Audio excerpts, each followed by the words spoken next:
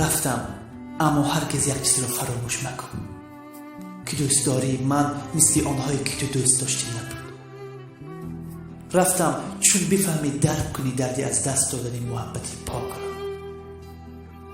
بفهمی که هرگز آن نبودم که از روی تنهایی با تو حرف می زدم، بلکه آنی بودم که در بین این همه آدم هایی که در دنیا هست تو را دیدم.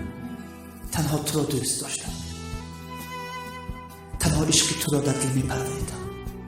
در قلبم و این اتاق سردم را تنها روی تو باز نموده بودم، با امید این که بهانه برای زندگی کردنم باشی.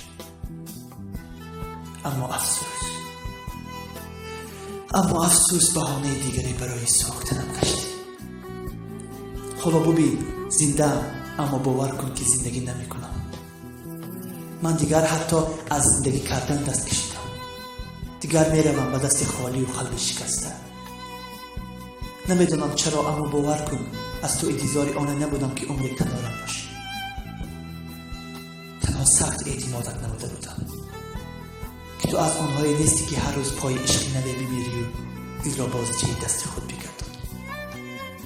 اما افسوس، باز هم خطا نمودم، باز هم قلبم شکست. این بار همراه قلبم احساسم نیز مرد. همه این از برکت توست. ممنونم از تو که یک بار دیگر برایم اثبات نمودی که عشق پاک، محبت پاک در این دنیا وجود ندارد. گاهی آدم پی شناخته اطرافیانش سخت در اشتباه میماند. مثل من که چه چیزها از سرم گذشت تا خوب شناختم. حالا دیگر در این راه من تو باختی، زیرا من شخصی را از دست دادم که اصلا یک دل نداشت، هر روز پای عشقی نمی برد.